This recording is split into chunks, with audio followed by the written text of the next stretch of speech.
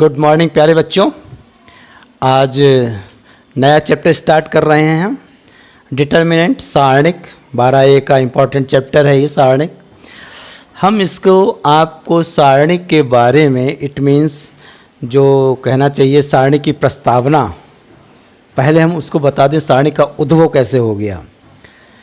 क्योंकि अगर सीधे सीधे हम आपको सारणिक बता दें, सारणिक की प्रॉपर्टीज़ बता दें, वो मज़ा नहीं आता है। कॉन्सेप्ट में सबसे पहले अगर साइमल्टेनियसली इक्वेशंस टू इक्वेशन अगर ले लें हम, युगपत समीकरण जो आपने पढ़े होंगे, एक घातीय व्यंजक, दो चरों के एक घातीय व्यंजक, इनको अगर हल करते हैं हम, सपोज हमने एक इक्वेशन ले ली a1x plus b1y is equal to 0, दूसरी ले ली a2x plus b2y is equal to 0, यहाँ तक तो हो गया होगा। तो अगर हम इस समीकरण a को हल करना चाहें, यानी a1x बराबर b1y उधर ले जाएं और a1 बटे b1 बराबर माइनस y बटे x, इस समीकरण का ये एक समीकरण से एक ही कर सकते हैं। समीकरण 2 से, समीकरण 2 है a2x plus b2y is equal to 0, यहाँ से हम x बटे y बटे x यानी a2 बटे b2 मान निकाल लिया। अब ये समीकरण 3 और 4 देखिए, यहाँ माइनस y बटे x माइनस y बटे x, ये इनकी राइट हैंड साइड बराबर, तो इनकी लेफ्ट हैंड साइड बराबर है, तो इनकी नहीं राइट हैंड साइड बराबर है, हाँ राइट हैंड साइड बराबर है, तो इनकी लेफ्ट हैंड साइड भी बराबर होगी। a1 बटे b1 बराबर a2 बटे b2। अब अगर हम इसको सॉल्व करें तो क्या करेंगे, क्रॉस मल्टीप्लिकेशन करेंगे, a1 b2 minus a2 b1 बराबर 0। तो ये जो व्यंजक आया है, ये व्यंजक आया है, इसको इस रूप से निरूपित कर दें हम, दो खड़ी लाइनों के बीच में इस व्यंजक को ऐसे लिख दें। तो इसको अगर इसे कर दें, इस रूप में निरूपित कर दें, तो ये क्या कहलाएगा, सारणिक कहलाएगा। ये 2×2 का सारणिक कहलाएगा। इसकी ऑर्डर क्या होगा, 2×2 होगा, 2 रोज होंगी और 2 कॉलम होंगे। तो अगर इसको हल करें तो भी यही आता है, और इसको हल करें तो यही व्यंजक प्राप्त होता है। इसका मतलब इन समीकरणों के कोएफिशिएंट को हम इस रूप में लिख के हल कर सकते हैं। यानी द्विघात, दो समीकरण हो, 3 समीकरण हो, इनको हम एक हल करने का नया तरीका कह सकते हैं, सारणिक है। ठीक, सारणिक ये हुई। अब सारणिक की हम डेफिनेशन को इस तरफ चलते हैं। ऐसे 3 का हो तो 3 हो जाएंगे, a1 b1 c1, a2 b2 c2, a3 b3 c3। ठीक, सारणिक m क्रम के प्रत्येक वर्ग आव्यूह कह रहे हैं, स्क्वायर मैट्रिक्स है, क्योंकि सारणिक में सिर्फ और सिर्फ स्क्वायर मैट्रिक्स ही ली जाएगी। वर्ग आव्यूह a इजिकल टू aij को एक संख्या द्वारा संबंधित करा सकते हैं, जिसे वर्ग आव्यूह का सारणिक कहते हैं। जो स्क्वायर मैट्रिक्स होती है उसको अगर हम ऐसे लिख दें, ये क्या है, डिटर्मिनेंट a है, या डेल्टा या d से प्रदर्शित कर दें, तो ये क्या कहलाता है, सारणिक बन जाता है। उस वर्ग आव्यूह का सारणिक बन जाएगा, स्क्वायर मैट्रिक्स का सारणिक हो जाएगा। अगर ये 2 लाइनें कर दें, ये जो लाइन है आपको बड़ा ब्रैकेट लिया है, इसको सीधा सीधा कर दें, तो ये क्या हो जाएगा, डिटर्मिनेंट हो जाएगा। ठीक, तो केवल वर्ग आव्यूह के ही सारणिक होते हैं, जो वर्ग आव्यूह होते हैं उनके ही सारणिक होते हैं, ना कि रेक्टेंगुलर मैट्रिक्स और भी मैट्रिक्स हैं जो उनके सारणिक नहीं होते। डिटर्मिनेंट को ए सारणिक कहा जाता है, ना कि ए को परिमाण। जो 2 लाइनें खींची होती हैं, लोग इसको मॉडुलस बोल देते हैं कि मापांक है, ये मापांक नहीं है, ये सारणिक है, आव्यूह ए के लिए सारणिक है। एन क्रम के सारणिक में क्या होगा, यानी जितना ऑर्डर होगा उसका डिटर्मिनेंट का, उसमें कितने अवयव होंगे और कितनी पदों की संख्या होगी, ये निकालने के लिए अवयवों की संख्या कितनी होगी, n स्क्वायर। जैसे इसमें 2 हैं, 1 2 3 4, तो इसमें 2 ऑर्डर का मैट्रिक्स है 2×2 का, तो 2 का स्क्वायर यानी 4 अवयव होंगे। ये अंदर होंगे, वो क्या कहलाते हैं, इसके अवयव या एलिमेंट कहलाते हैं। ठीक, पदों की संख्या, इससे कितने पद होंगे, फैक्टोरियल n, यानी कि जो n क्या है, क्रम है, 2×2 का क्रम है, तो 2 फैक्टोरियल 2 का मतलब 2 × 1। तो सारणिक का विस्तार अथवा प्रसार, यानी प्रसार कैसे करते सारणिक का, तो सबसे 2 का तो ये है ही विस्तार, इसलिए मैंने 2 का नहीं बताया है। 3 ऑर्डर का, 3×3 ऑर्डर का अगर हम डिटर्मिनेंट लेते हैं, पहले हम 3×3 का मैट्रिक्स लेते हैं। कौन सा? Square matrix. ये हमने स्क्वायर मैट्रिक्स ले लिया। इसको डिटर्मिनेंट के रूप में हम प्रदर्शित करेंगे पहले 2 लाइनों में। इसको ये कह सकते हैं, ये कह सकते हैं, ये कह सकते हैं। ये क्या है? डिटर्मिनेंट ए या डेल्टा या डेट ए। इसका विस्तार करने के लिए हम पहले क्या बनाएंगे? इसको इस रूप में बना देंगे। यहाँ पे अब हम ये चीज़ ख़त्म कर देंगे। ये तो ए आई जे हो गई। अब ये और ये हम ख़त्म कर दे रहे हैं इसी में। अब क्या हो गई? ये ए डिटर्मिनेंट हो गई। अब यही पहले तो वो थी, अब क्या हो? पहले मैट्रिक्स थी, अब क्या हो गई? ए डिटर्मिनेंट हो गई। अब इसका आपको प्रसार करना है। प्रसार करने के लिए ये क्या है? रो 1, R1, R2, R3 3 रो हैं।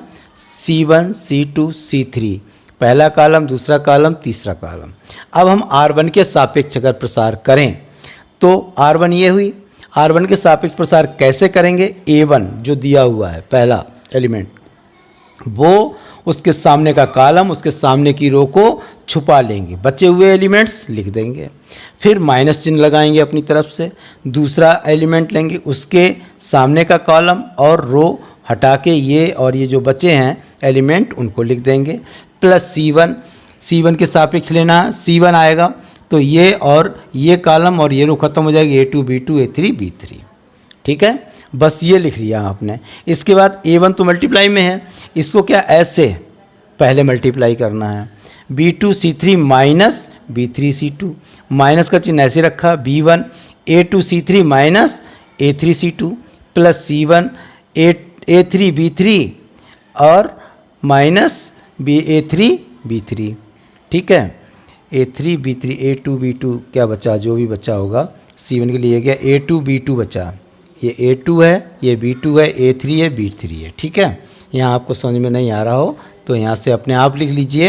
यानी C आएगा तो C के सामने ये जाएगा कॉलम और ये रो जाएगी। क्या बचेगा? A2 B2 A3 B3। पहले A2 B3 minus A3 B2 ये गुणा कर दी। ठीक, ये प्रसार R1 के सापेक्ष ही लिया हमने। ये प्रसार आप R2 के सापेक्ष ले सकते हो, R3 के सापेक्ष ले सकते हो। ये प्रसार आप C1 के सापेक्ष ले सकते हो, C2 के सापेक्ष ले सकते हो और C3 के सापेक्ष भी ले सकते हो। लेकिन हम क्या ध्यान रखेंगे? ये हमने एक इसका क्या कहना चाहिए साइन बनाए हैं। ये मैट्रिक्स है, आपको प्लस और माइनस इस क्रम में लेने हैं। सबसे पहला plus minus plus minus plus minus plus minus plus. अब आप जैसे शुरू करते हो, हम कहते हैं C2 के सापेक्ष प्रसार करेंगे तो पहले ये आएगा तो माइनस यहाँ पे जो एलिमेंट होगा वो आएगा, उसके साथ ये और ये समाप्त हो जाएंगे, छुपा लेंगे ये और ये और ये लिखे जाएंगे। ठीक है भैया, समझ गए ना आप? ये चिन्ह हैं, चिन्हों को इस रूप में लेना है आपको। तो ये हो गया 3×3 मैट्रिक्स का डिटर्मिनेंट बनाया। डिटर्मिनेंट का हमने क्या किया? इसका एक्सपेंड किया, प्रसार कर दिया। तो ये प्रसार करना हो गया। इसके बाद अगला टॉपिक है properties of the determinants. Properties क्या हैं डिटर्मिनेंट्स की? 8-9 प्रॉपर्टीज़ हैं डिटर्मिनेंट की, वो मैं आपको अभी अगले वीडियो में दूंगा। और उसके बाद आप उसके कुछ क्वेश्चन मैं आप बता दूंगा, कुछ क्वेश्चन आप करिए बस, और कुछ नहीं करना है, ऐसा ही करना है प्रसार में। ठीक है, अभी जो प्रॉपर्टीज़ है, प्रॉपर्टीज़ से क्या होगा? डिटर्मिनेंट अगर बड़ा डिटर्मिनेंट है तो वो थोड़ा सरल हो जाता है, इसलिए हम उसकी प्रॉपर्टीज़ का प्रयोग कर लेते हैं। समझे भैया? तो ये अगला चैप्टर है सारणिक का। आव्यूह जैसा ही चैप्टर है, आव्यूह का ही लगा हुआ चैप्टर है सारणिक। ये दोनों चैप्टर ख़त्म हो जाने के बाद, ये मेरे ख्याल से कल ख़त्म हो जाएंगे। एक ही इसकी प्रॉपर्टीज़ बतानी है आपको और उसके क्वेश्चंस कुछ बता देंगे, कुछ आप करिएगा। इस तरह से हमारे पास ये जो है, हमने एक बीजगणित में जो अलजेब्रा था, अलजेब्रा के दोनों टॉपिक ख़त्म हो जाएंगे और ये 12 नंबर का आएगा। 12 नहीं 13 अंक का है। आव्यूह और सारणिक 13 अंक है।